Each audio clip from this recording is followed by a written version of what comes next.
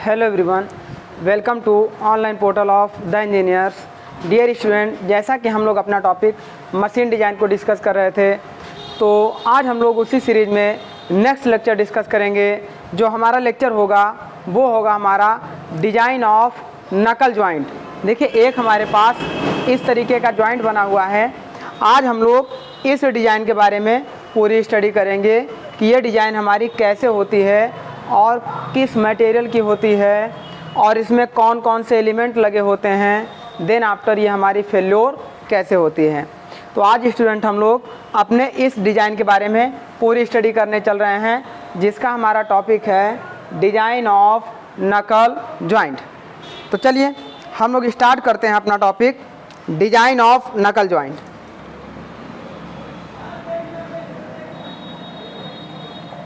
Design of नकल joint. तो ऐसा समझिएगा, देखिए पहले ये देखें कि नकल जॉइंट का उपयोग हम लोग कहाँ पे करते हैं। तो दो शाफ्ट को आपस में जोड़ने के लिए हम लोग नकल जॉइंट का उपयोग करते हैं। सपोज करिए एक शाफ्ट हमारे पास ये हो और एक शाफ्ट हमारे पास ये हो। अब इस शाफ्ट की पावर को इसमें अगर ट्रांसमिट करना हो, मान लीजिए ये n RPM पे रोटेट कर रही हो।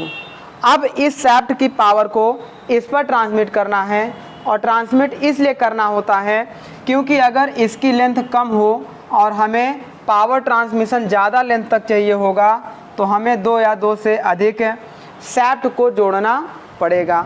जैसे आप देखिए, जब आप जाइए ट्रक के नीचे, आप कभी कभी खड़े रुके हुए ट्रक के नीचे आप देखिए तो आपको इस तरीके का एक जॉइंट दिखाई देगा, है ना। ये जॉइंट आपका क्या होगा? नकल जॉइंट होगा। तो इस तरीके से वहाँ पे जब आप देखेंगे तो ये पूरा का पूरा ये सिस्टम आपको दिखाई देता रहेगा। वहाँ ट्रक के एक एक्सल इधर से गया रहेगा, एक एक्सल इधर से गया रहेगा, और दोनों एक्सल के बीच में ये सिस्टम लगा होगा। जब ये शाफ्ट रोटेट करेगी तो ये भी रोटेट करेगा, देन ये भी शाफ्ट रोटेट करेगी। तो सिमिलर इसका एप्लीकेशन होता है, दो या दो से अधिक शाफ्ट को आपस में जोड़कर एक शाफ्ट से पावर को अनदर शाफ्ट में ट्रांसमिट करने के लिए उपयोग किया जाता है। तो ऐसे देखिए नकल joint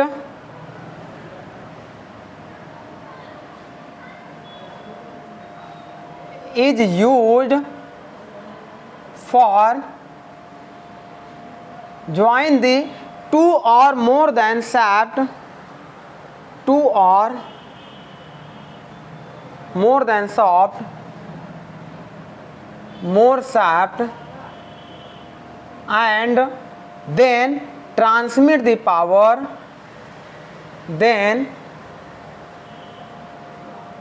transmit the power from one shaft to another shaft, या from driver shaft to driven shaft, from one shaft to another shaft।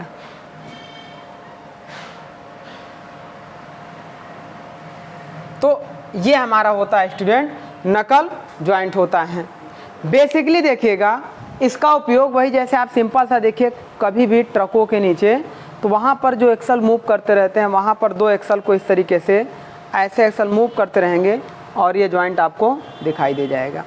अब इसमें अगर हम एलिमेंट की बात करेंगे, कौन कौन सा एलिमेंट हमारा लगा होता है, तो देखिए एक हमारे पास आई लगे होते हैं, इधर सिंगल आई एंड होते हैं, इधर डबल आई एंड होते हैं, और ये पूरा का पूरा हमारा फ्रॉक होता है। ये हमारा एक हमारा जो होता है नकल पिन होती है, और देखिए मतलब ये हमारी क्या होती है, एक राड होती है। इसको हम लोग ऐसे लगा देते हैं और इसमें नकल पिन को इस तरीके से लगा देते हैं। देन आफ्टर ये हमारी होती है कॉलर। ये जो आपको पोर्शन दिखाई देगा ये हमारा होगा इस तरीके से कॉलर, ऐसे जैसे देखिए ये जो आपका दिखाई दे रहा है। तो इस तरीके से इस पूरे नकल जॉइंट को हम लोग कंप्लीट करते हैं। तो अब इसमें हमें क्या क्या डिज़ाइन करना है, देखिए अगर हम बात करेंगे पार्ट्स ऑफ नकल जॉइंट,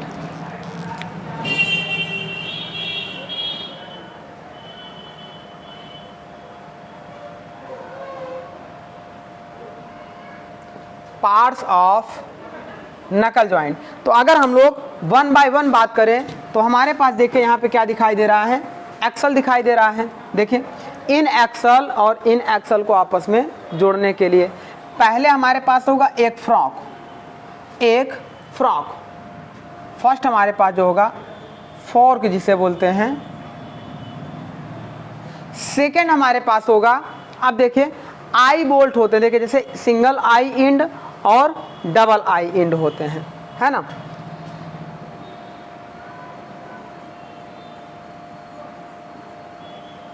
आई इंड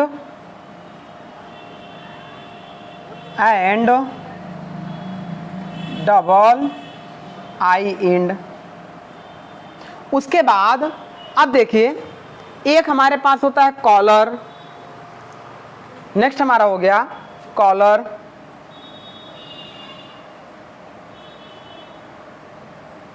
आगे हमारे पास होता है ये देखिए knuckle bolt and pin, knuckle rod and pin.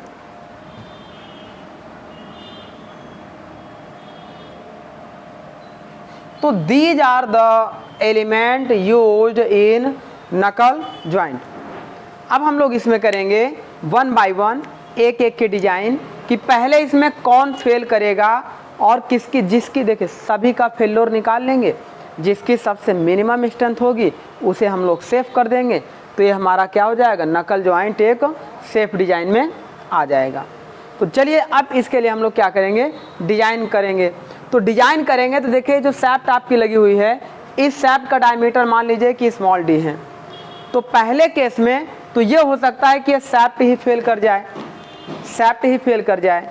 यदि इस शैफ्ट में हम लोग लोड P लगाए हों, टेंसाइल लोड P लगाए हों, और आप ये जानते हैं कि ये टॉर्सनल मोमेंट T से रोटेट भी कर रहा है, तो जब शैफ्ट फेल करेगी तो कितने तरीके से फेल करेगी, दो तरीके से फेल करेगी। पहला आपकी शैफ्ट टेंसाइल में फेल कर जाएगी और दूसरा टॉर्सन में फेल करेगी। तो दोनों के लिए हम क्या करेंगे, टॉर्सन स्ट्रेंथ निकाल लेंगे और टेंसाइल स्ट्रेंथ निकाल लेंगे। तो टेंसाइल स्ट्रेंथ या tensile load is equal two point one हम लोग किसकी डिजाइन करेंगे, design of shaft, design of shaft.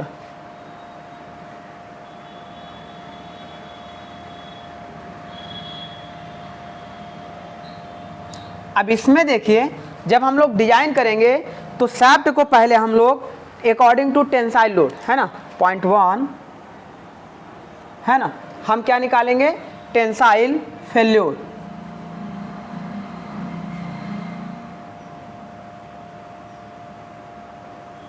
जब शैफ्ट टेंसाइल फेल्योर होगा तो वो शैफ्ट हमारा कैसा होगा, इस तरीके से क्रॉस सेक्शन में फेल करेगा। एक शैफ्ट ये हो जाएगा, ये फेल करेगा, और एक शैफ्ट ये हो जाएगा, तो ये दोनों भागों में अलग हो जाएगा। तो अब यहाँ पे ये जो फेल करेगा, ये इसका डायमीटर यदि D हो तो इस पूरे एरिया के बराबर फेल करेगा। तो अब यहाँ पे हम ये देखेंगे टेंसाइल स्ट्रेंथ, ऐसे देखिएगा, या tensile stress sigma T is equal to stress is equal to load upon area. तो ये हो जाएगा टेंसाइल लोड अपॉन एरिया।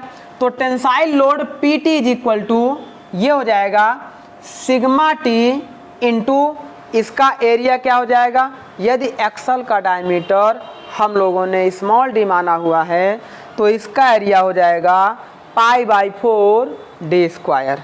ये हो जाएगा π/4 d स्क्वायर। इस तरीके से इस शैफ्ट का हम लोग टेंसाइल स्ट्रेंथ निकाल लेंगे। अब अगर इसका टॉर्सनल स्ट्रेंथ निकालना हो तो उसके लिए चलिए हम लोग निकाल लेते हैं।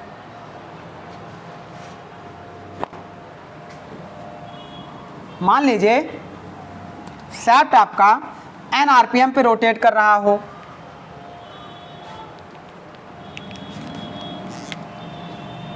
ऐसे देखिएगा। सेकेंड फेल्योर हम लोग कौन सा निकाल लेंगे, पहला हमने टेंसाइल फेल्योर निकाला, अब सेकेंड कौन सा निकाल लेंगे, टॉर्सनल फेल्योर। तो सेकेंड देखिए torsional strength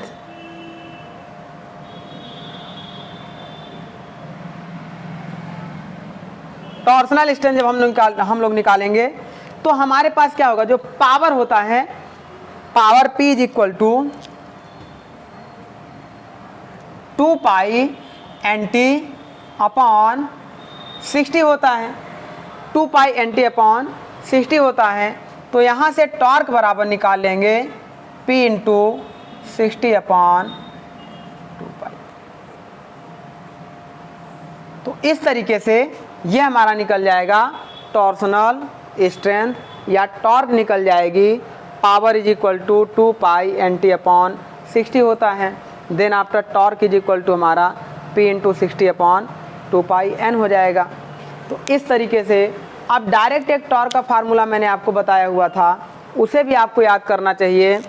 torque is equal to मैंने आपको बताया हुआ था pi by 16 into tau, pi by 16 into tau into D cube.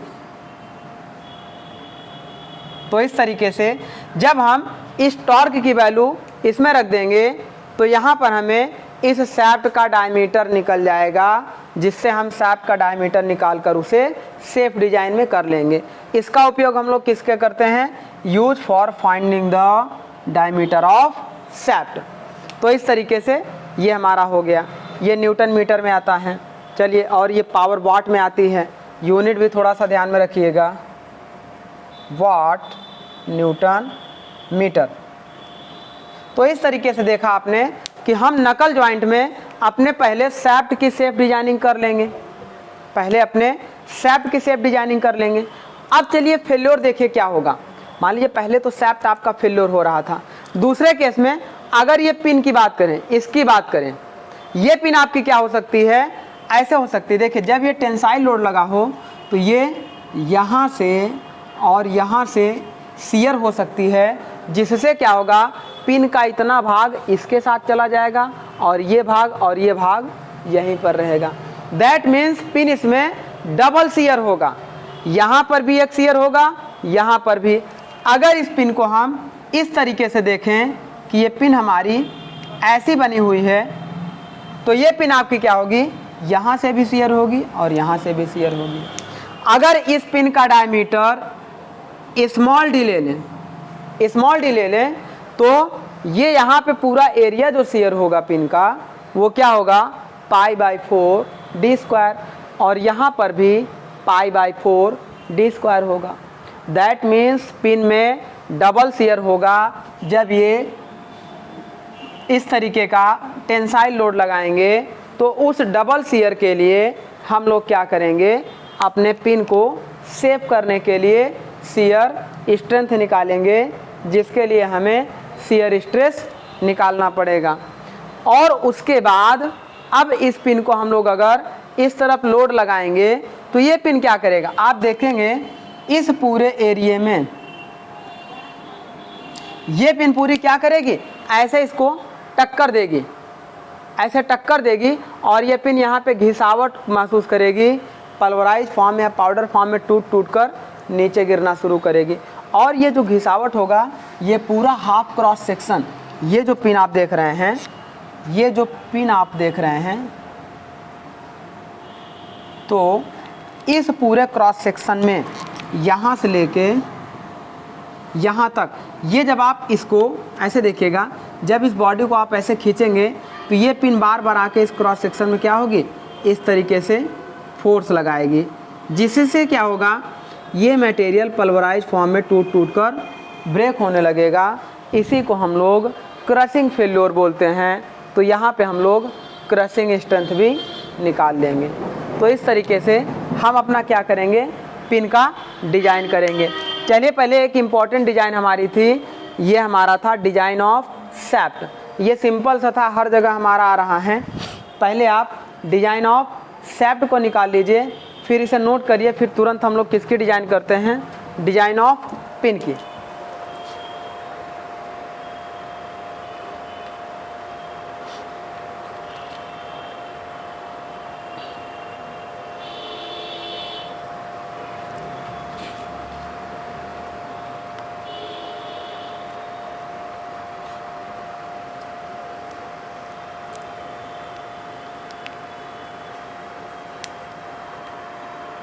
चलिए अब आप नोट कर चुके होंगे, अब हम लोग क्या करेंगे, डिजाइन ऑफ पिन को स्टार्ट करते हैं।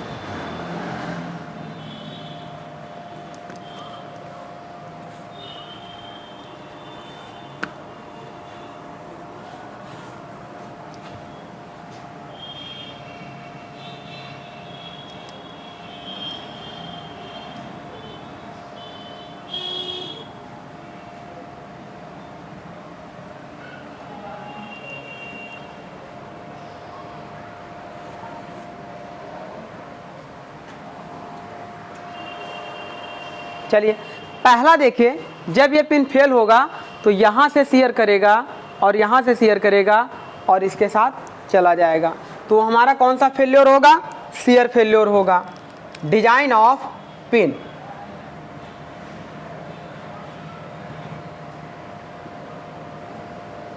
Point 1 share failure. जब पिन हमारा शेयर में फेल्योर होगा तो कैसा फेल्योर होगा, डबल शेयर, यहाँ और यहाँ, ये हमारा होगा डबल शेयर। चलिए अब शेयर फेल्योर में लोड इज इक्वल टू, जो मैक्सिमम लोड बियर करेगा is equal to shear stress, shear stress into shear area. Then maximum load P is equal to shear stress आपका टाउ लगेगा into जो shear area होगा, ये होगा, एक एरिया होगा π/4 d square plus π/4 d square, that means 2π/4 d square, ये हो जाएगा 2π/4 d स्क्वायर। तो इस तरीके से ये हमारा निकल जाएगा इस पिन का शेयर, इस पिन का शेयर स्ट्रेंथ। यहाँ से अब अगर आपको डायमीटर निकालना हो तो देखिए ये 2 से 2 कैंसिल आउट कर दीजिए, डायमीटर निकालना हो तो d square is equal to, ये हो जाएगा, यहाँ बचेगा 2p, कभी कभी ये वाला फार्मूला भी आपसे दे देता है, 2p अपॉन ये टाउ देखिए इधर चला जाएगा, टाउ इंटू पाई, अगर d स्क्वायर को हम लोग हटा दें तो d is equal to √2p upon pi into tau. तो इस तरीके से इसका हम लोग डायमीटर फाइंड कर लेते हैं। तो ये हमारा हो गया, जब ये पिन हमारी किस में फेल होगी, शेयर में फेल होगी। अच्छा एक केस ये भी तो हो सकता है, पिन आपकी यहाँ से कटे ना, यहाँ से ना कटे, ये खींचने पर इस तरीके से बेंड हो जाए, पिन आपकी इस तरीके से, देखिए इस तरीके से बेंड हो जाए। जब ये बेंड हो जाएगी तो वहाँ पर कौन सा फेल्योर आएगा, बेंडिंग फेल्योर आएगा, और जब बेंडिंग फेल्योर आएगा तो वहाँ पर हमें बेंडिंग स्ट्रेस निकालना होगा। तो इस तरीके से इस पिन के फेल्योर को रोकने के लिए यहाँ पर हमें बेंडिंग मोमेंट निकालना होगा। तो एक इक्वेशन आप जानते हैं, ऐसे देखिएगा,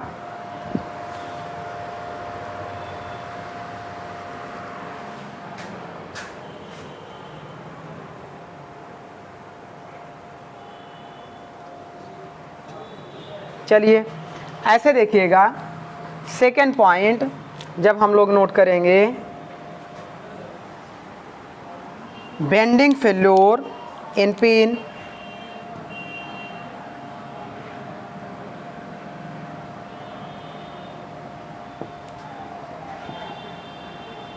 तो वहां पर बेंडिंग फेल्योर में जो बेंडिंग स्ट्रेस निकलेगा, एक इक्वेशन आपको याद होना चाहिए, sigma B upon Y, Y is equal to maximum deflection, sigma B is equal to bending stress, bending stress upon Y. Y का मतलब क्या हुआ, जैसे ये यहाँ से लेके यहाँ तक और ये यहाँ से लेके यहाँ तक, ये शाफ्ट जो डिफ्लेक्ट होगी, इतना मैक्सिमम डिफ्लेक्शन इसको मिला है।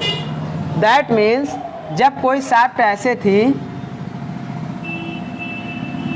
और इसको चाहे हम इस डायरेक्शन में लोड लगा के खींचें, चाहे यहाँ से हम लोड लगा के खींचें, दोनों केस में ये शाफ्ट अगर फिक्स है तो ये ऐसे शेप को एडॉप्ट कर लेगी। ऐसे शेप को जब एडॉप्ट कर लेगी तो यहाँ से ओरिजिनल पोजीशन ये थी और एक्चुअल इस समय यहाँ पे आ गई, तो दोनों के बीच में जो ये डिफ्लेक्शन मिलता है इसी दूरी को हम लोग y बोलते हैं। इस तरीके से हमारा होता है डिफ्लेक्शन। तो एक होता है मोमेंट अपॉन इनर्शिया। तो देखिए ऐसे देखिएगा, sigma B upon Y is equal to M upon I. यहाँ से हम लोग क्या निकाल लेते हैं, इस तरीके से सिग्मा बी यानी कि bending stress sigma B is equal to M upon I into Y. तो इस तरीके से अगर आपके पिन में बेंडिंग स्ट्रेस दिया होगा तो वहाँ से डिफ्लेक्शन की वैल्यू दिया होगा, मोमेंट दिया होगा, मोमेंट ऑफ इनर्शिया रखकर हम लोग इसको सेव करने के लिए बेंडिंग स्ट्रेस को भी निकाल लेंगे। तो ये हमारा हो गया इस पिन में बेंडिंग फेल्योर। चलिए इन दोनों को नोट करिए।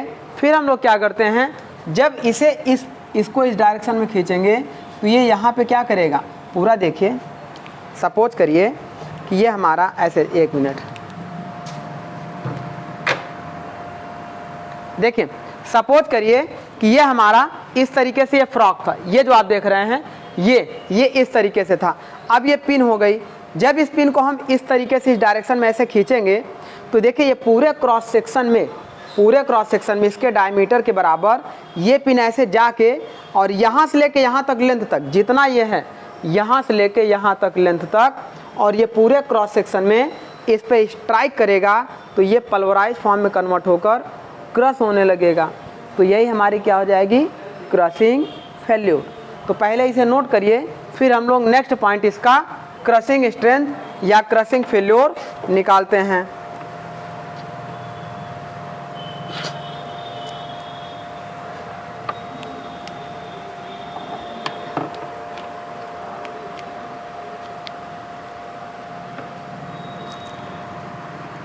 चलिए निकालते हैं हम लोग क्रशिंग फेल्योर।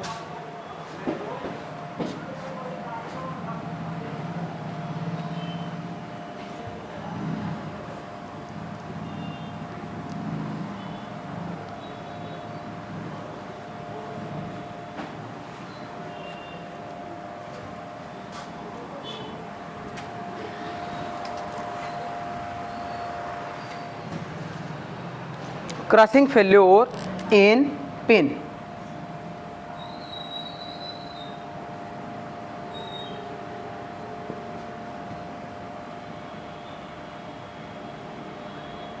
ये हो गया हमारा। अब जो क्रशिंग फेल्योर हमारा होगा वो देखिए, क्रशिंग स्ट्रेस जनरेट होगा, crushing stress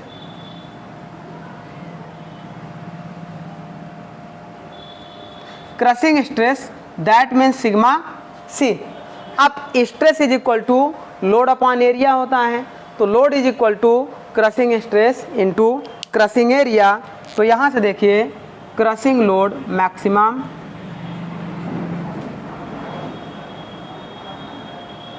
crushing load is equal to crushing stress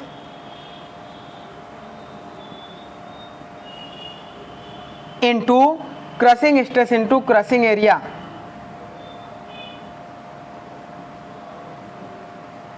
crushing area तो ये हमारा हो जाएगा PC is equal to PC, C for crushing, P for load, is equal to crushing stress sigma C into crushing area. अच्छा area कितना होगा, देखिए ये वाला एरिया होगा पूरा, यहाँ से लेके पिन यहाँ तक क्रश करेगा। तो ये हमारा डायमीटर, ऐसे देखिए यदि इसका डायमीटर हमारा D हो जाए, देखिए ये पिन का डायमीटर हमारा क्या हो जाए, D हो जाए, और इसकी लंबाई यहाँ से लेके यहाँ तक अगर हम L मान लें तो एरिया बराबर हमारा क्या हो जाएगा, L इंटू डायमीटर D के हो जाएगा। तो ये हमारा हो जाएगा L इंटू डायमीटर D के। तो इस तरीके से ये हमारा निकल जाएगा crushing strength of pin where L is equal to length of pin and d is equal to diameter of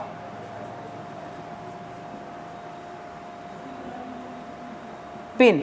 तो इस तरीके से ये हमारा हो जाएगा length of pin and diameter of pin. तो ये पिन हमारी क्या हो जाएगी, जब क्रशिंग स्ट्रेस होगा तो उस समय इस पिन को हम लोग किस तरीके से करेंगे, ये हमारा हो जाएगा। अच्छा चलिए इसे नोट करिए, फिर हम लोग नेक्स्ट पॉइंट को डील करते हैं।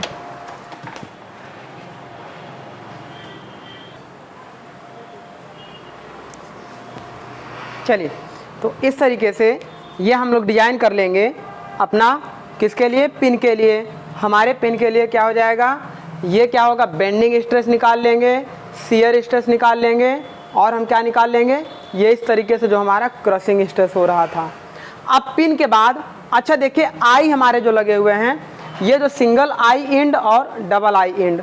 सिंगल आई एंड का मतलब क्या है, ये वाला पोर्शन यहाँ पर आकर फिट होता है और ये पिन इसमें आकर फिट होती है। ये पूरा का पूरा पोर्शन यहाँ पर फिट होता है ना। और डबल आई एंड इसमें कुछ इस तरीके से बनी होती है, एक आई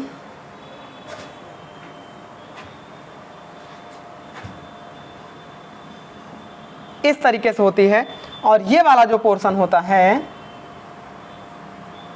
ये कुछ इस तरीके से आकर फिट होता है। और यहाँ पर हम लोग क्या करते हैं, इस पिन को ऐसे इनलेट करा देते हैं, तो जिससे हमारा जॉइंट क्या होता है, कंप्लीट हो जाता है। तो ये हमारा होता है सिंगल आई एंड और ये हमारा होता है डबल आई एंड।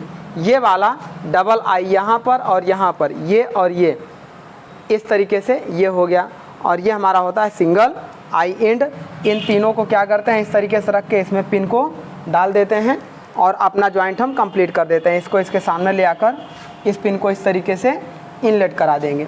तो पहले हम लोग क्या करेंगे, सिंगल आई इस एंड का फेल्योर जान लेंगे, फिर डबल आई एंड का फेल्योर जान लेंगे, तो हमारा काटर जॉइंट कंप्लीट हो जाएगा।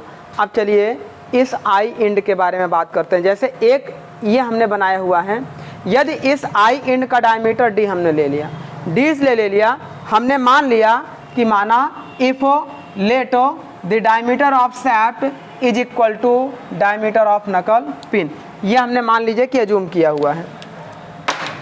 ऐसे देखिए diameter of shaft is equal to diameter of knuckle pin. तो इस तरीके से ये हमने एज्यूम किया हुआ है। अब चलिए इस आई एंड की डिज़ाइन कर लेते हैं।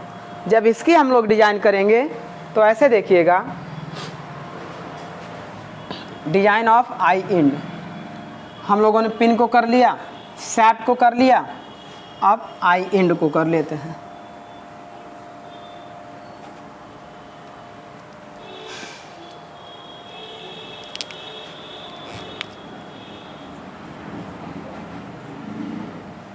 पहले क्या करेंगे, design of single eye end, then after design of double eye end. Design of single eye end. फिर से एक बार समझ लीजिए, आई एंड का मतलब क्या होगा, जैसे इस तरीके से बना होता है नकल जॉइंट, इसमें जो होल हो गया और इसमें जो होल हो गया, इस तरीके से। अब बीच में एक प्लेट ऐसे रख दी जाएगी, इसमें भी होल होगा।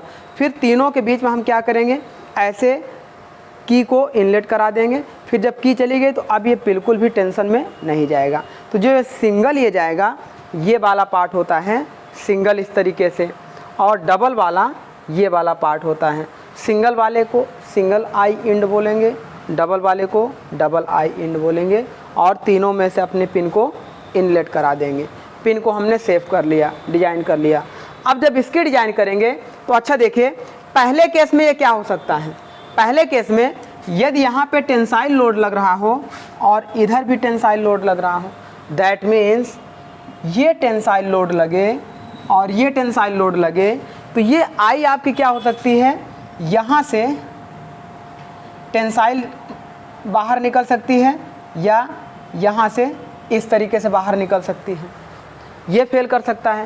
पहले केस में मान लीजिए आई आपका यहाँ से फेल कर जाए, ऐसे यहाँ से ये आई आपका कट के ये इधर चला जाए, ये इधर चला जाए। जब ऐसा फेल्योर होगा तो आपको डायग्राम ऐसा दिखाई देगा। और ये फेल्योर क्यों हो रहा है? क्योंकि ये लोड हमने टेंसाइल लगाया हुआ है। तो फर्स्ट आप देखिए tensile failure in eye end. First tensile failure. जब टेंसाइल फेल्योर लेंगे तो जो टेंसाइल लोड, मैक्सिमम लोड जो बियर करने की कैपेसिटी है वो हमारा क्या हो जाएगा?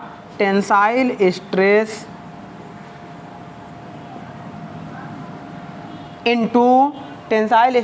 Into area. अब load P is equal to tensile stress sigma T into area. अच्छा देखिए, जब ये इस तरह क्रश कर रहा है मतलब टेंसाइल की वजह से, तो यहाँ से लेके यहाँ तक एक एरिया ये कट करेगा और एक एरिया ये कट करेगा। तो एरिया हमारा क्या हो जाएगा? देखिए यहाँ पर ये एरिया प्लस ये एरिया। यदि इसका डायमीटर, मान लीजिए इस पिन का डायमीटर यानी कि इसका डायमीटर हम स्मॉल डी मान लें और इसका डायमीटर हम कैपिटल डी या D1 कुछ भी थोड़ा सा अलग मान लीजिए। तो ये वाली जो डिस्टेंस आएगी, ये वाली जो डिस्टेंस आएगी, ये क्या आएगी?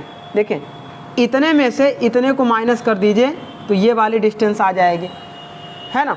हमें पूरा एरिया चाहिए, ये एरिया प्लस ये एरिया। तो अब टोटल डिस्टेंस में से ये डिस्टेंस माइनस कर दीजिए तो ये वाली डिस्टेंस आ जाएगी। तो D1 minus D into thickness का मल्टीप्लाई। यदि इसकी थिकनेस, ये जो है, यदि इसकी थिकनेस हम लोग T मान लें तो उस समय क्या होगा? Area is equal to D1 minus D into T. तो ये हो जाएगा D1 minus D into T. ये हो गया। अब नेक्स्ट ये हमारा क्या हो सकता है? नेक्स्ट हमारा हो सकता है जब इसमें पिन लगा हुआ है तो सिमिलर वही, जब ये ऐसे जाएगा तो यहाँ पर इसके पूरे क्रॉस सेक्शन में यहाँ पर और कितना, इतनी लेंथ में और इतने डायमीटर में इसको क्रशिंग महसूस होगा, क्रशिंग फेल्योर महसूस होगा। मतलब इस तरीके से देखिए, जब ये पिन इस तरीके से इसको ऐसे धक्का मारेगी तो यहाँ पर इसके पूरे डायमीटर में क्या होगा? क्रशिंग, और पूरा नीचे एरिया तक इसे क्रशिंग फेल्योर होगा। तो उस समय इस फ्रॉक में या इस आई में यहाँ से लेके यहाँ तक हमें क्या मिलेगा? क्रशिंग फेल्योर मिलेगा। तो आई एंड में क्या मिल सकता है? पहला तो हमारा टेंसाइल फेल्योर, दूसरा क्रशिंग फेल्योर, और थर्ड हमारा कौन सा मिल सकता है? Shear failure. शियर कैसे मिलेगा उसको भी देख लीजिएगा। देखिए शियर फेल्योर कैसे मिलेगा? जब इसको हम इस तरह से लोड लगाएंगे तो ये हमारा क्या होगा? यहाँ से लेके देखिए क्या करेगा? शियर होना शुरू करेगा। इस तरीके से ऐसे शियर होना शुरू करेगा। तो आई एंड में सिमिलर, जैसे सिंगल आई एंड में 3 फेल्योर मिलेगा, वैसे ही डबल आई एंड में भी 3 फेल्योर मिलेगा। पहले तो यहाँ से ये फेल कर सकता है, दूसरा यहाँ पे क्रशिंग फेल्योर मिल सकता है, और तीसरा इसमें क्या हो सकता है? शियर फेल्योर मिल सकता है। तो इस तरीके से 3 फेल्योर हमारे सिंगल आई एंड में और 3 फेल्योर हमारे डबल आई एंड में मिलेंगे। तो चलिए अब हम लोग नोट करेंगे फेल्योर। कौन सा नोट करेंगे? आई के लिए हम लोग नोट करेंगे सिंगल आई एंड फेल्योर और डबल आई एंड फेल्योर।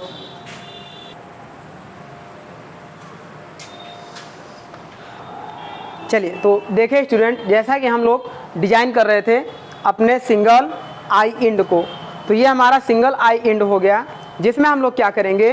पहले हम लोगों ने इसका डिजाइन किया जब ये हमारा टेंसाइल लोड में फेल होगा।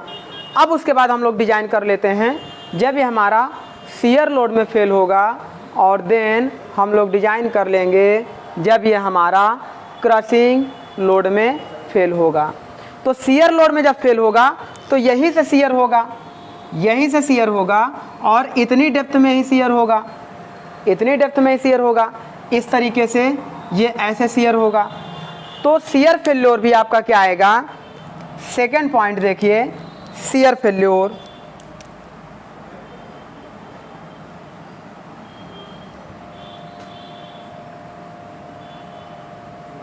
Shear failure.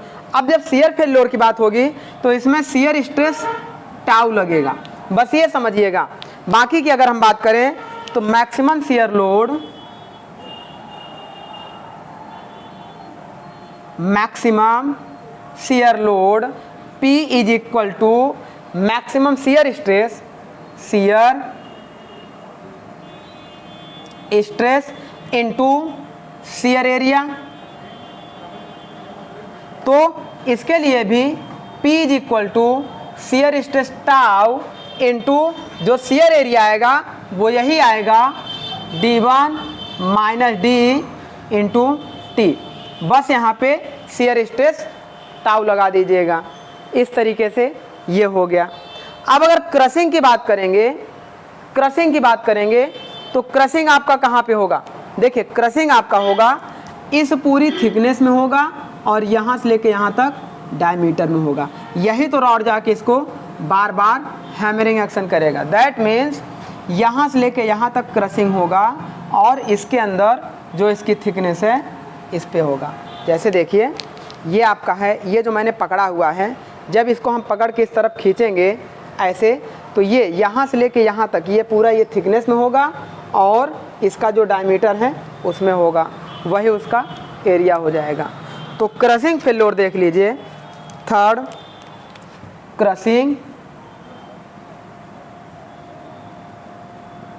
Failure, crushing failure that means sigma C लगेगा।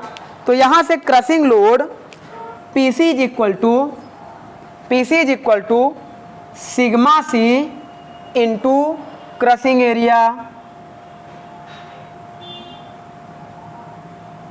क्रशिंग एरिया ये हमारा हो जाएगा। क्रशिंग एरिया हमारा क्या हो जाएगा, PC is equal to sigma C into crushing area हमारा क्या होगा, देखिए यहाँ से लेके यहाँ तक डायमीटर इंटू थिकनेस T, ये हमारा हो जाएगा D इंटू T। तो इस तरीके से सिंगल आई एंड में ये हमारा फेल्योर आएगा। इसे हम लोग कर लेंगे, इसे नोट करिए। फिर हम लोग इस डबल आई एंड का फेल्योर देख लेते हैं। सब कुछ वही रहेगा, डबल आई एंड में भी यही तीनों फेल्योर आएंगे, लेकिन अब की बार इस आई एंड का ये जो थिकनेस होगा, इस थिकनेस को हम मान लेंगे T1। यहाँ पर हमने इसकी थिकनेस T मानी है, देखिए कोई ज़रूरी थोड़ी है। यहाँ पर ये जो थिकनेस T1 है ये हमने माना था T, तो अब की बार इस T1 थिकनेस में फेल्योर करेगा और ये डबल फेल्योर होगा, यहाँ से भी यहाँ से भी, तभी ये पूरा आधा इधर जाएगा और ये आधा इधर आएगा। तो इस तरीके से चलिए अब हम देख लेते हैं डबल आई एंड फेल्योर। इसे नोट करिए, फिर हम लोग डबल की बात करते हैं। चलिए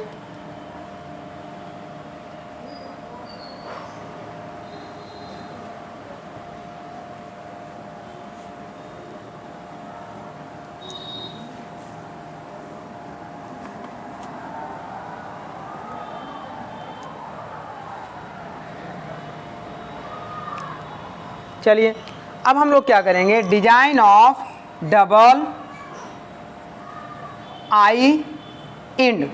डबल आई एंड में पहले देखिए पॉइंट 1 टेंसाइल फेल्योर,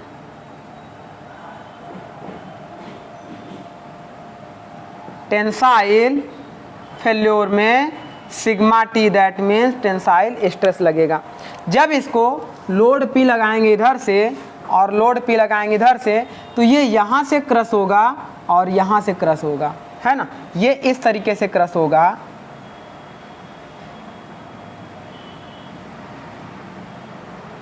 ऐसे एक पार्ट ये क्रश होगा और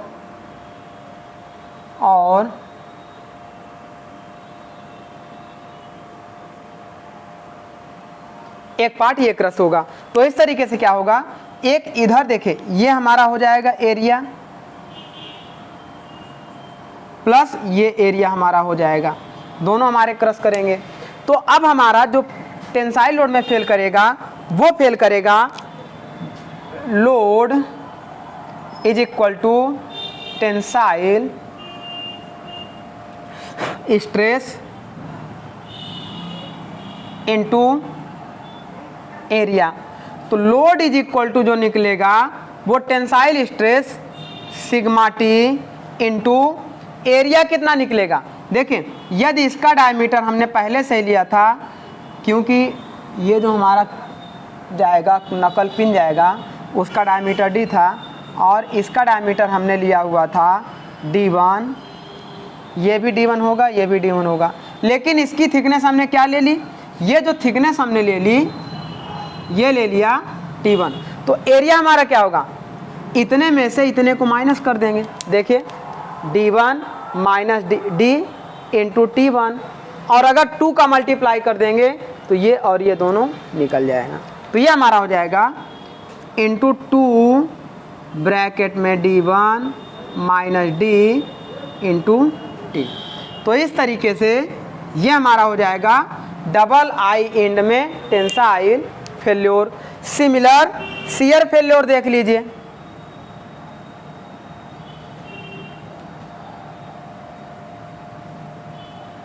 shear failure that means shear stress tau लगेगा। तो shear load maximum shear load P is equal to, या इसे PS हम लोग बोलते हैं, is equal to shear stress into shear area. That means maximum load PS is equal to shear stress tau into area हमारा वही होगा D1 minus D into दोनों जगह शियर होगा, यहाँ से लेके यहाँ तक और यहाँ से लेके ये इसका भी थिकनेस इस तरीके से होगा, दोनों जगह से फेल होगा। तो इस तरीके से ये हो गया हमारा इंटू 2 इंटू थिकनेस हमारी क्या है T1, ये थिकनेस रहेगी T1। तो इस तरीके से ये हमारा double eye end double shear में फेल्योर होगा। ये फेल होगा आपका in double shear.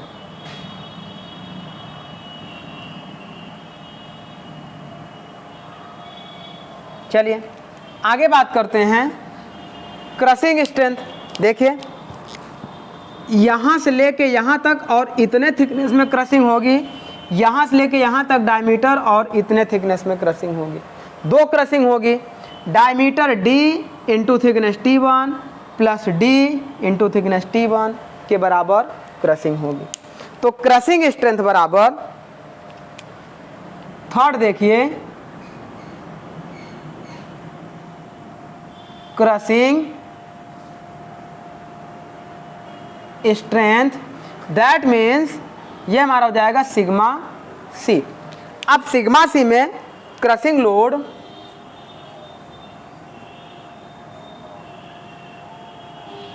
PC is equal to crushing stress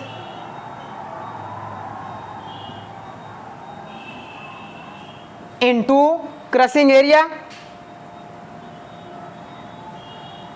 crushing area that means PC is equal to crushing stress sigma C into crushing area. देखिए diameter D into thickness T के होगा, diameter D into thickness T1, यहाँ पर इसकी thickness हमने T1 लिया था, और एक यहाँ होगा, एक यहाँ होगा, that means 2D into T1। तो इस तरीके से ये हमारा हो जाएगा डिजाइन ऑफ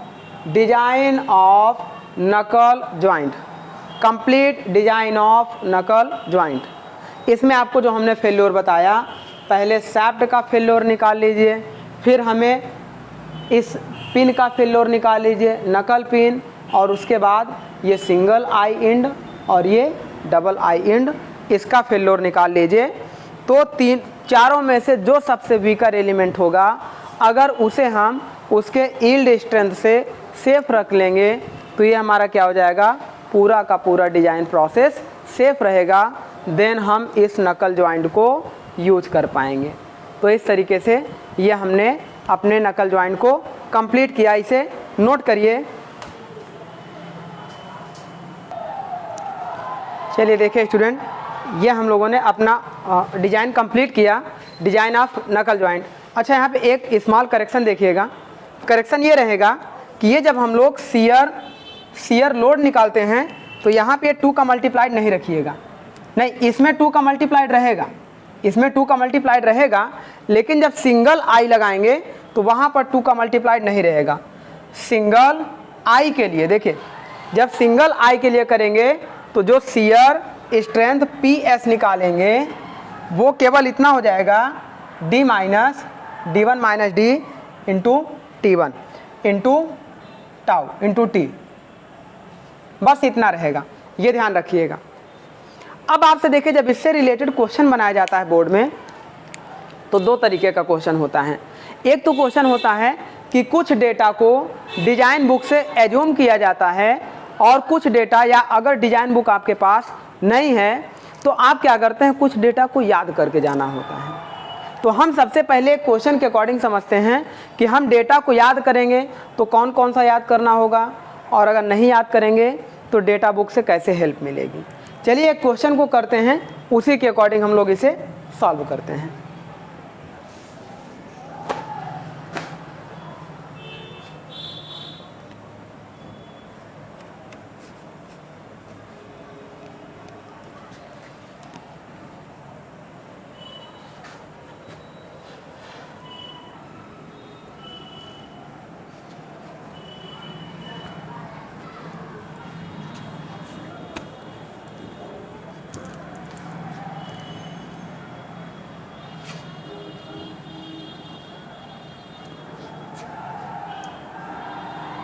चलिए सॉल्व किया जाए क्वेश्चन को। देखिए क्वेश्चन आपका इस तरीके से दिया रहेगा।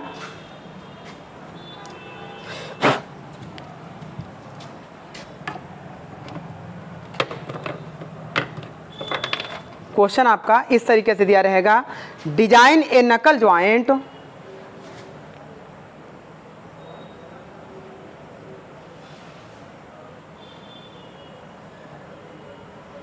नकल joint to transmit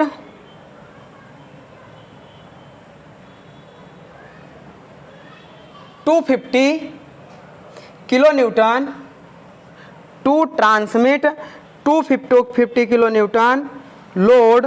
the design stress में be taken as the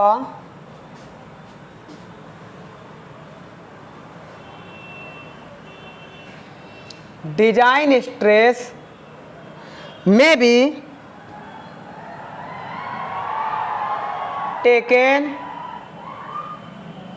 age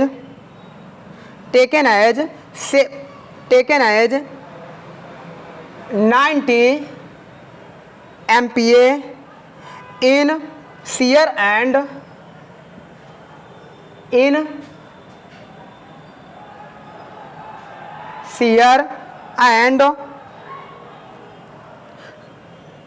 shear and 200 MPa in compression.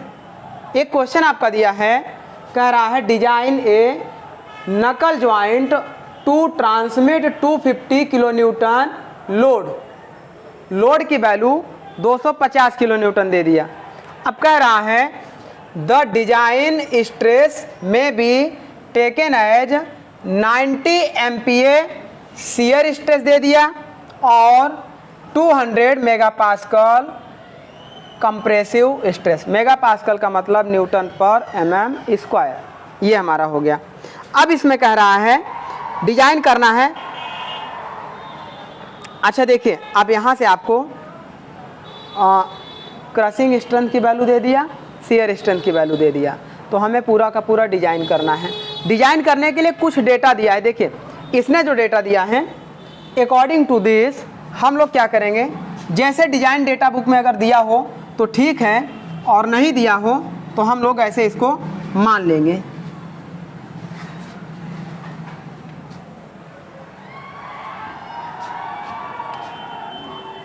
चलिए देखिए, ये जो हमारा होता है according to data book, design data book. अगर डेटा बुक नहीं हो तो, और नो, जब डेटा बुक ना हो तो हमारा क्या होगा, if d is equal to diameter of shaft. यदि शाफ्ट का डायमीटर d हो तो हमेशा शाफ्ट का डायमीटर इस नकल पिन के डायमीटर के बराबर होगा। Is equal to always diameter of knuckle pin.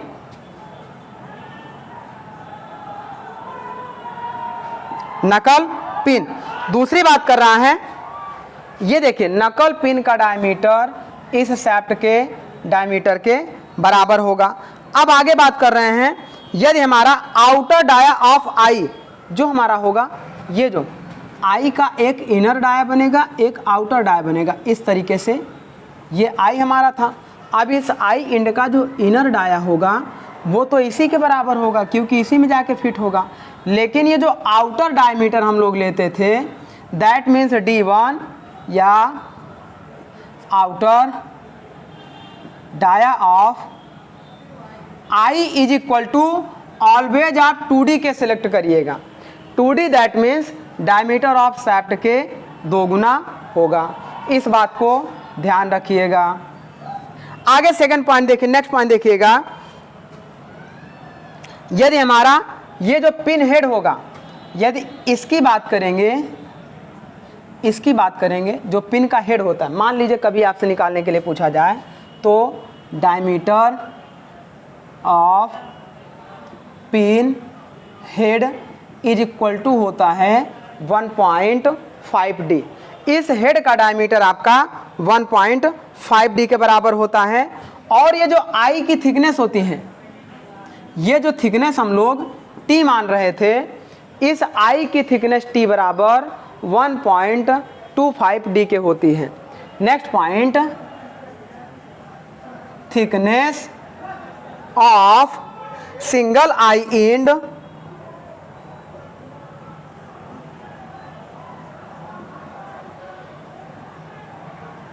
Is equal to 1.25D, diameter के 1.25 मल्टीप्लाई के बराबर होगा।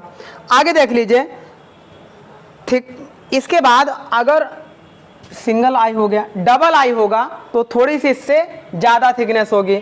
Thickness of double eye and नहीं, ये जो होगा ये इससे क्या होगा, कम होगा।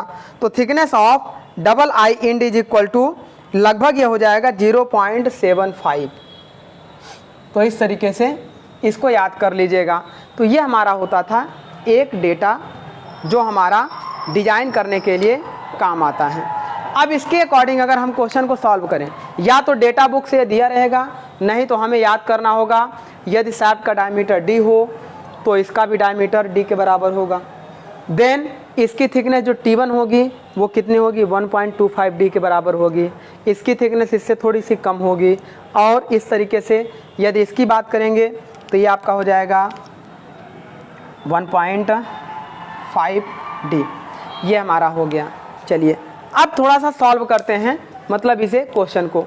तो जब सॉल्व करेंगे तो हम क्या करेंगे, फर्स्ट हम क्या करेंगे, शाफ्ट फेल्योर निकालेंगे। शाफ्ट फेल्योर, शाफ्ट फेल्योर के लिए डायरेक्ट फार्मूला हम लोग लिखेंगे, load P is equal to π/4 D square, π/4 D square into sigma T. अब यहां से इस शाफ्ट का डायमीटर निकाल लेंगे। शाफ्ट का डायमीटर निकलेगा डी स्क्वायर या D is equal to 4p upon sigma T into π√2। Then D is equal to 4, P की वैल्यू कितना दिया है, load P is equal to 250 kilo newton, P is equal to 250 kilo newton था। तो यहाँ से ऐसे देखिए P बराबर 250 किलो न्यूटन, then 250 into 10⁻³ newton into 10⁻³ upon sigma T. Tensile stress आपका कितना दिया है, देखिए शियर स्ट्रेस में be taken as 90 MPa and compressive, अगर हम कंप्रेसिव को टेंसाइल के बराबर मान लें, if the material is a steel that means एक ब्रिटल मटेरियल होता है और एक आपका डक्टाइल मटेरियल। अगर डक्टाइल होगा तो हमारा क्या हो जाएगा, कंप्रेशन और टेंशन अगर हम बराबर मान लें तो यहाँ पर इसकी वैल्यू रख दीजिए, दैट मीन्स सिग्मा टी बराबर 200 MPa है, मेगा पास्कल है ना। तो इस तरीके से इंटू पाई का मान 3.14। तो ये हमारा क्या निकल जाएगा, डायमीटर ऑफ शाफ्ट निकल जाएगा। अब अगर इसे न्यूटन पर mm² में लिख देंगे तो ये हमारा मेगा पास्कल इसमें कन्वर्ट हो जाएगा। देन शाफ्ट का डायमीटर किस में आएगा, mm में आएगा। सेकेंड स्टेप, अब ये शाफ्ट हमारी किस में फेल होगी, ये शाफ्ट हमारी पहले तो शियर में फेल होगी, सॉरी टेंसाइल में फेल होगी। अब इसका टॉर्सनल स्ट्रेंथ जब हम निकालेंगे, torsional strength T is equal to torsional strength T is equal to πd³ upon 16 into tau. तो अब यहाँ से T इज इक्वल टू निकल जाएगा पाई मीन 3.14 इंटू d³। ये जो इसकी वैल्यू आएगी, इसकी वैल्यू हम यहाँ पे रख देंगे। जब आप सॉल्व कर लेंगे तो ये लगभग अप्रॉक्स सॉल्व करने के बाद आएगा लगभग 52-53 के अप्रॉक्स आएगा, जो भी आएगा। सपोज करिए 52-53 आएगा, या मान लीजिए अभी हमने लिया है, सॉल्व नहीं किया है, समथिंग भी आ सकता है, 54 भी आ सकता है। इसे आप सॉल्व कर लीजिएगा अपॉन 16 इंटू शियर स्ट्रेस की वैल्यू कितना दिया है, shear stress tau is equal to 90 MPa, that means 90 into 90 newton पर mm²। तो ये हो गया 90। अब ये किस में आएगा, न्यूटन मीटर में आ गया। जो टॉर्क आपकी आ गई न्यूटन मीटर में इतनी आ गई। शाफ्ट हमारी डिजाइन हो गई। शाफ्ट के बाद इस की का हम डिजाइन कर लेते हैं, डिजाइन ऑफ की। नेक्स्ट स्टेप, डिजाइन ऑफ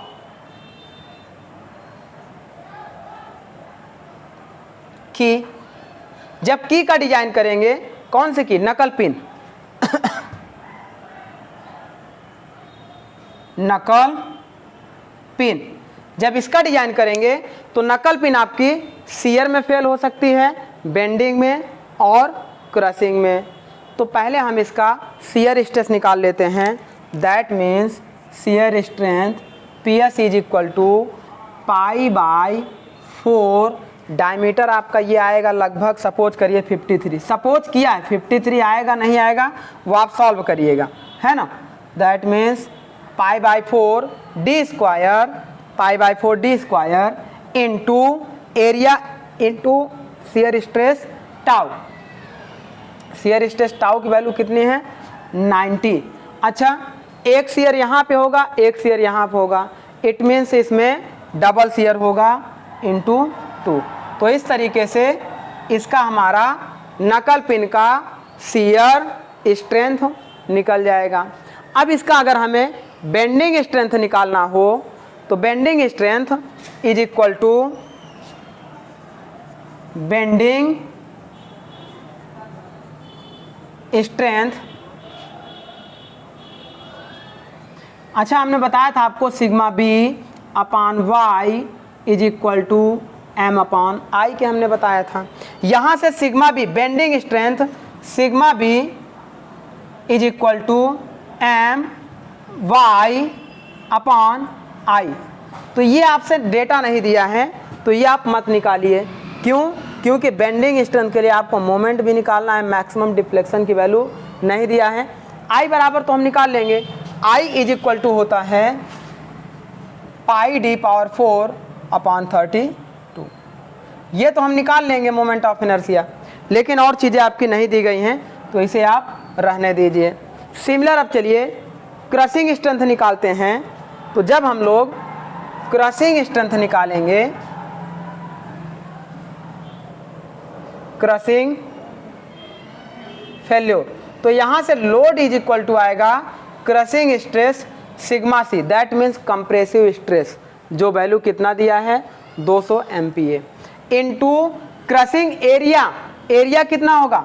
ये पूरा लेंथ इनटू ये पूरा लेंथ इनटू इसका diameter, length into diameter L into D. तो P इज इक्वल टू ये हमारा निकल के आएगा, चलिए ये जो हमारा P इज इक्वल टू निकल के आएगा या PC is equal to sigma C की वैल्यू कितना दिया है देखिए, कंप्रेसिव स्ट्रेंथ 200 है इनटू डायमीटर कितना दिया है, मान लीजिए 53 आया था, हमने सॉल्व नहीं किया है, आप कर लीजिएगा। एक हम डेटा ले रहे हैं आसान करने के लिए न्यूमेरिकल को, है ना, या 50 ले लीजिए और आसान रहेगा सॉल्व करना, हमने कुछ भी ले लिया है। इनटू लेंथ, ये वाली जो लेंथ आएगी इसकी थिकनेस प्लस इसकी थिकनेस। मान लीजिए इसकी थिकनेस हमने कितना लिया है 1.5D, देखिए डायमीटर नहीं, thickness of single eye end 1.25D। तो यहाँ से क्या हो जाएगा, यदि सपोज करें इसको 50 ले ले, थोड़ा सा आसान करने के लिए डेटा, इसको भी 50 रख दें, डेटा आसान करने के लिए बस इसको भी 50 रख दें। तो अब यहाँ से क्या होगा, अगर ये वैल्यू आपकी 50 है तो ये क्या हो जाएगा 1.25 इंटू 50 मतलब 62.5, 62.5 सॉरी इसकी वैल्यू 62.5 प्लस इसकी वैल्यू लेंगे 1D के बराबर में, तो 50 प्लस 50 प्लस 62.5 ये हो जाएगा 50। तो आपकी ये दिया था MPa, लेकिन लेंथ की वैल्यू 50 प्लस 50 प्लस 62.5। तो इस तरीके से आपका PC निकल के आ जाएगा क्रशिंग स्ट्रेंथ ऑफ शैफ्ट। अब हम क्या करेंगे, देख सॉरी पिन का हमने निकाल लिया, शैफ्ट का निकाल लिया। अब सिंगल आई इंड का निकाल लेते हैं, फिर डबल आई इंड का निकाल लेते हैं। सिंगल आई इंड में मैंने 3 फेल्योर बताया था, तो यहाँ पे देखिए for single eye end,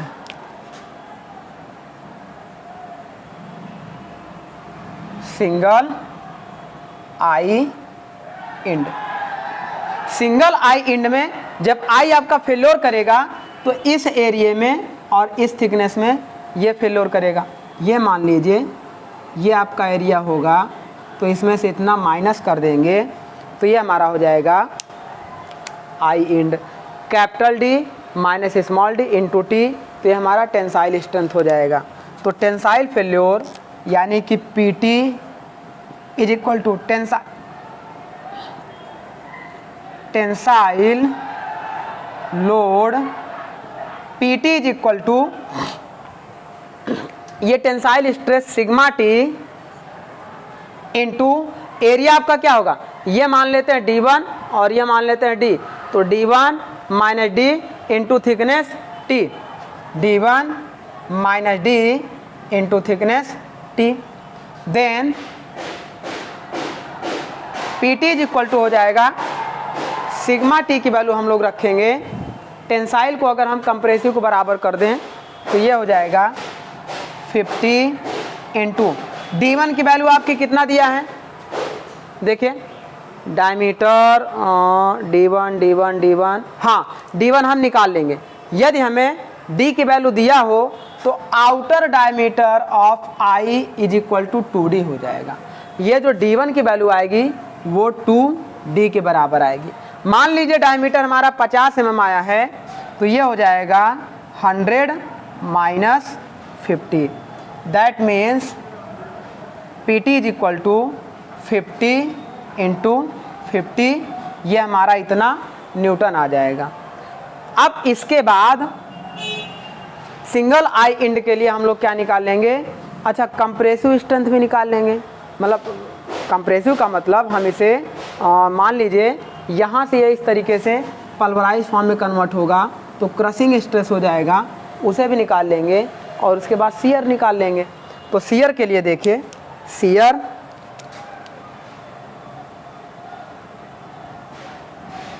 failure, जब शियर फेल्योर होगा तो उस समय हमारा होगा load PC,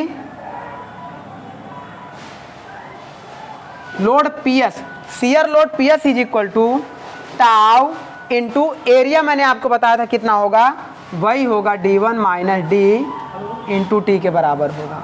that means PS is equal to tau की वैल्यू कितना दिया है, shear stress tau is equal to 90 into D1 की वैल्यू कितनी आएगी 100 minus 50, that means PS is equal to 90 into 50, ये हमारा आ गया। सिमिलर अगर हम क्रशिंग लोड निकालें तो क्रशिंग फेल्योर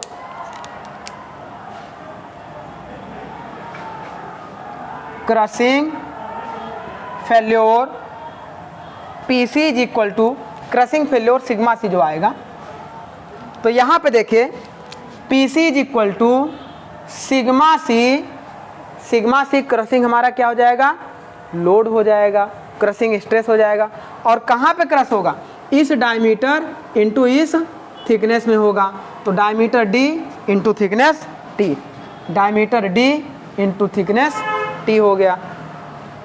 अब ये वैल्यू आएगी PC is equal to sigma C, crushing stress है आपका, ये है कंप्रेसिव यानी crushing 200 MPa, that means 200 newton पर mm स्क्वायर इंटू डायमीटर कितना दिया है D इज इक्वल टू मान लिया है हमने 50 इंटू थिकनेस, ये जो थिकनेस हमारी आएगी कितना आएगी 1.25D, इसका मतलब 62.5 mm, 50 mm में 1.25 को मल्टीप्लाई करेंगे तो यही आएगा, ये हो गया हमारा इंटू 62.5।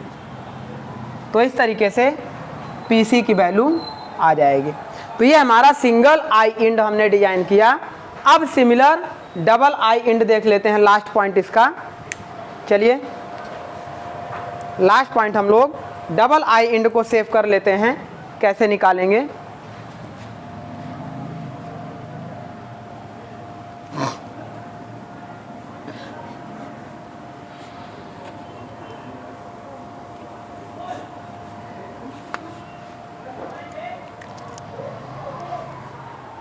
ऐसे देखिए, फॉर डबल आई इंड, तो पॉइंट वाइज पॉइंट निकालते हैं।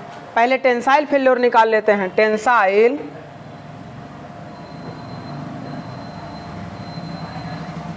Failure sigma T.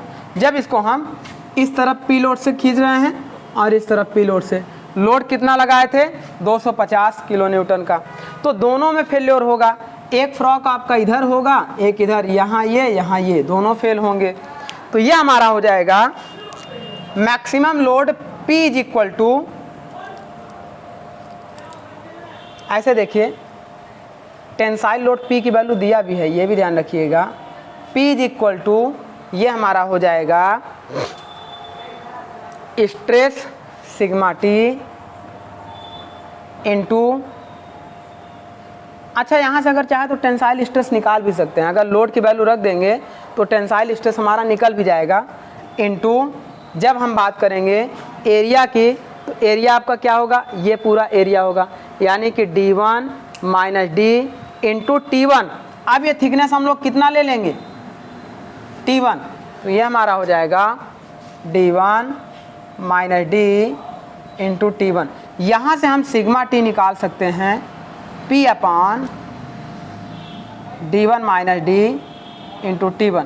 That means P की वैल्यू कितना दिया है, 250 किलो न्यूटन, यानी 250 into 10⁻³ Newton upon cap d1 की वैल्यू हमारी कितनी आई है, d1 दैट मीन्स अगर हम इसकी बात करेंगे आउटर डायमीटर, तो ये 2D यानी कि 100, ये हमारा आया है 100 माइनस 50 इंटू T1 की वैल्यू अगर हम निकालेंगे तो इसको D के बराबर ले लेंगे, थोड़ा सा कम या ज़्यादा, तो ये हमारा हो जाएगा d1 की वैल्यू जो हमारी डाया आई है 50। तो इस तरीके से ये हमारा निकल जाएगा सिग्मा T। अब बात करेंगे कंप्रेसिव फेल्योर और शियर फेल्योर का। सेकेंड पॉइंट, शियर फेल्योर यानी कि टाउ। जब शियर फेल्योर होता था तो फार्मूला आपको याद होना चाहिए, shear load PS is equal to, ये हमारा होता था tau into shear area.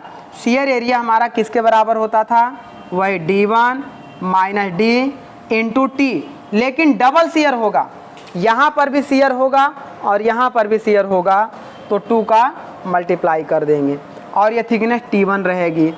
Then PS is equal to, shear stress की वैल्यू कितना दिया है, shear stress is 90 MPa, shear stress is 90 into d1 100 minus 50 into 2 into T1 की value हम लोग 50 के बराबर रख दे रहे हैं, है ना। देन ये हमारा आ जाएगा शियर स्ट्रेस, शियर लोड। अब एक लास्ट लोड हम लोग इसी में रख ले रहे हैं, कंप्रेसिव या crushing.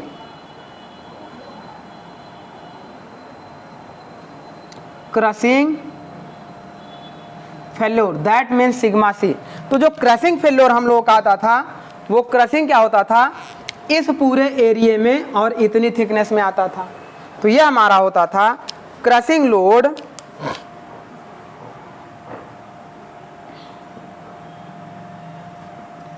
PC is equal to crushing stress sigma C into area क्या होता था, ये एरिया होता था, ये D होता था small d into thickness T1।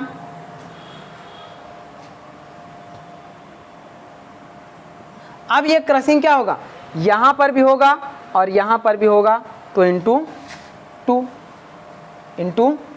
2 then PC is equal to sigma C। Compressive stress कितना दिया है आपका, 200 मेगापास्कल यानी कि 200 न्यूटन पर mm स्क्वायर, इंटू D की वैल्यू कितना दिया है, 50 आ गया था, हमने माना था, आप सॉल्व कर लीजिएगा, इंटू T1 की वैल्यू भी डायमीटर के बराबर हमने मान लिया था, इंटू 2।